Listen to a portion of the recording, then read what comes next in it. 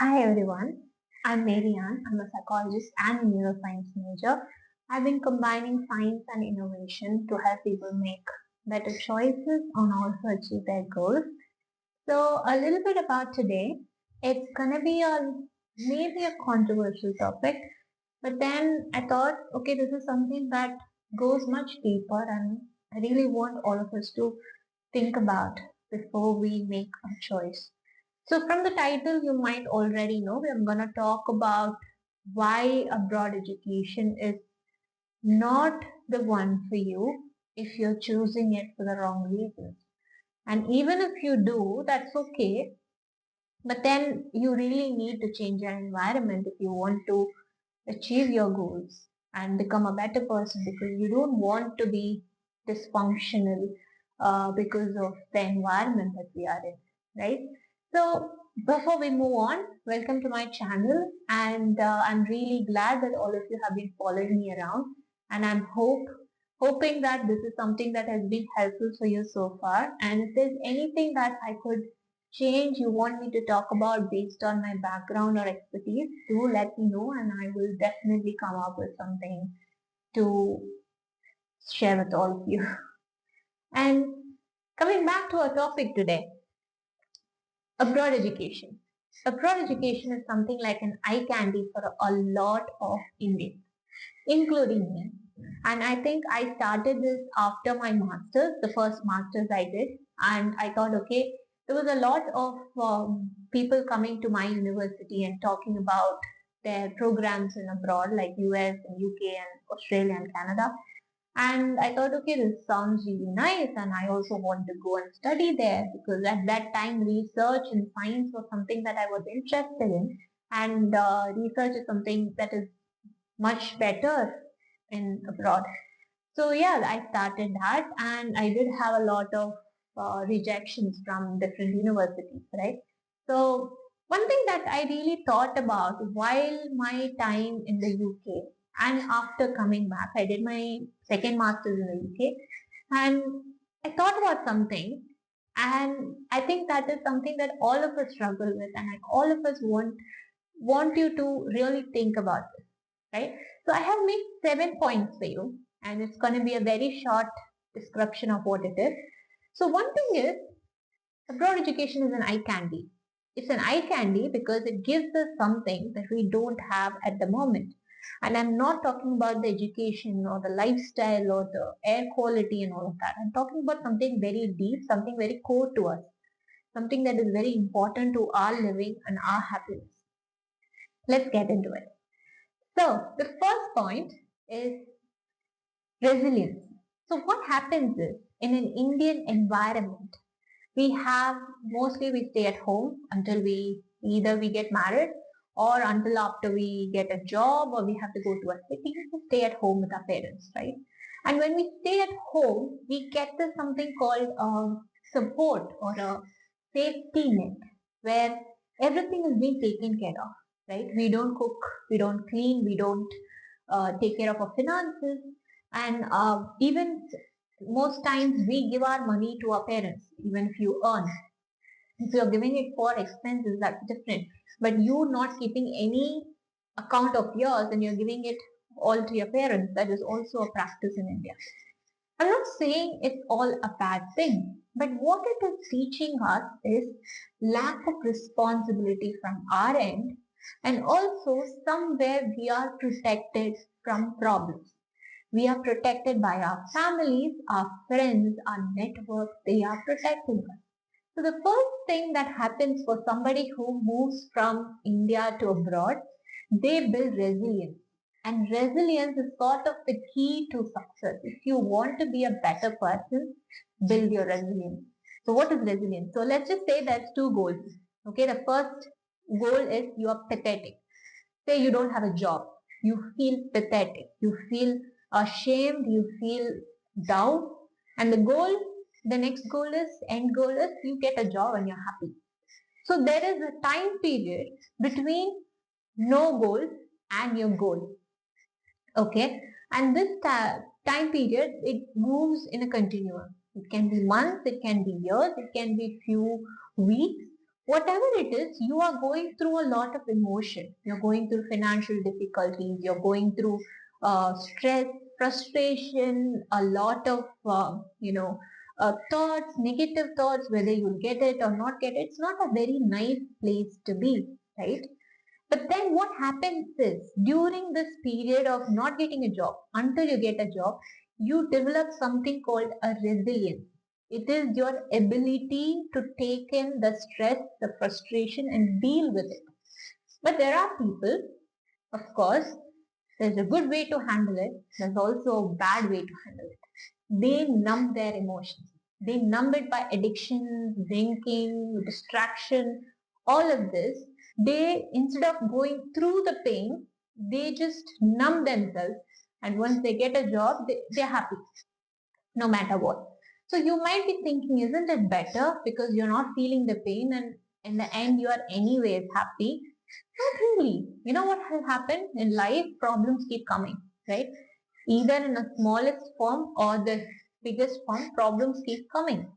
And if you are in a position to always numb yourself, your resilience to handle problems, handle stress becomes much smaller and smaller and smaller, and you will become more sensitive. So at every smallest problem, you will break down, and that is not a good place to be, right? You can numb yourself until the end, but there's a time that you will break down, and when you break down, it's going to be much more difficult. So this is what we call resilience, the ability to take in the problem and you until you reach the goal. So if you are somebody who's facing problems after problems, you will see the next time you face a problem, the impact or the ability for you to handle it will be much better. When you go abroad, the first thing happens is you're put in a situation where you have to face everything all by yourself. You're forced to do it. It builds resilience. It takes away the safety net that we have. We don't have friends, we don't have family, we don't have that safety net. And that is something that is good for us rather than bad for us. Right? So what happens in India is that our parents, our relatives, our family, the safety net feels like something that you can always rely upon. Say, for example, you want to make a big decision in your life by quitting your job and starting something of your own. That's a big decision. And that's something that, of course, you need to be very calculative, but that is a risk. So what happens if you are in India? You will, of course, have 10 different ideas being given by your relatives, your parents, your family, your friends, and all they will say is something that to protect you. It's in a good intention, of course. But when you're abroad, you are forced to make decisions for yourself, and that will make you much more wiser to make further decisions in life. So what's the first point? Resilience versus suppression. Emotional suppression is something that we suppress in here. We don't try to express, we don't try to take the problem at hand, but rather we play it safe. We suppress it. The second point, what happens, the difference between India and abroad? Independence. Of course, it's very nice to have an independent way of living, right? Independent way of uh, expressing yourself. So there's a lot of independence in the initiatives that you take, right? If you're going to say buy something, it is your decision, your calculation, whether you can afford that, whether you want that, how are you going to use that, how are you going to pay for that, right? So it is a lot of independence in the way you choose what to, where to go, when to go, how to go. But the thing is, this sort of independence is being overtaken here in India by codependence. So codependence is basically somebody tells you what is better for you. Most often, especially for women I'm talking, even for men in this case, in right now in India, somebody keeps telling you what is right for you. I'm not saying they might be giving you the best solution, but they keep giving you best solutions. Where is your own freedom of thought? How are you going to survive when they are not there? How are you going to make your own decisions when you are supposed to handle yourself, your family, or in future your own family? How is that going to happen? So the second point that happens when you move abroad is you learn to be independent and codependent. The third one we see is the freedom of thought. Freedom to have your own thoughts feels so selfish in here. Because if you have a freedom of thought, as a woman I'm talking to you, if you have a freedom of thought and you say, I don't believe in this, and then people are gonna attack you. People are gonna say that you are wrong or you are selfish, you are rude, you are entitled, whatever the word is, freedom of thought is not accepted. That is something that we as human, we as women who feel powerless in here are looking forward to. But rather if I go there and express my thoughts, people accept it because we are all different people. We have different ideas, we have different intentions. So freedom of thought versus in here being called selfish in a bad way, right? The fourth point is freedom of movement for women. We get to go outside, we get to wear everything, and we are not being stared at, being harassed, being called out names. It gives us a freedom to move, freedom to be yourself, right? And here, even though there might be places that is safe for you, you don't need protection in the daytime, you don't need protection in places that are technically safe, and you don't need protection all the time when you are, know how to navigate through different situations. So you don't behave the same way you're behaving in Goa versus you're behaving in Delhi. You don't travel the same way you travel in UP versus you travel in, say, Gujarat. So it depends on how the environment is. We understand the environment. The same with anything. Say you're going into a jungle, you know there are animals, and I'm sorry that this is how the distinction, the example has to be given because we are being told that we live in a jungle and we need to protect ourselves. So say you go out into the jungle, you know where to stop, where to not stop, what cues to know. So in the same way, if you don't know to protect yourself, there's somebody who's always protecting you. Where is your sense of independence, your sense of safety? How will you protect yourself when you become alone? Because there's not always going to be someone. So, freedom of movement. This is what we have here is control. A lot of control. Don't go there, don't do this, don't travel, don't speak up, don't dress up, don't. A lot of control. The next one is acceptance versus threatening. There's a lot of acceptance for who you are, regardless of what your background is, what your economical conditions is, what your color is, what your religion is. There is acceptance. But in here, being accepted within a family in itself is a lot of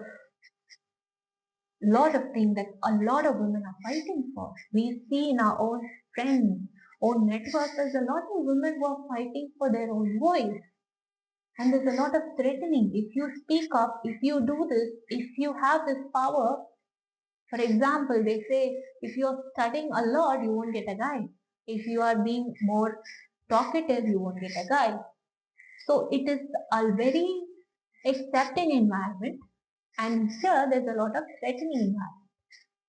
Next is the safety versus unsafe. We of course feel safety not just physically but also mentally, right? There's no judgment. If you're wearing certain clothes and you go to a family event, people are gonna say, judge you.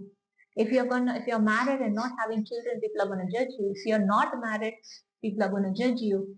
If you're finished work and you're gonna become a housewife, people are still gonna judge you. So regardless of what you do, you're still gonna be judged. Versus there's a safe environment of acceptance out there. Nobody is judging nobody, right?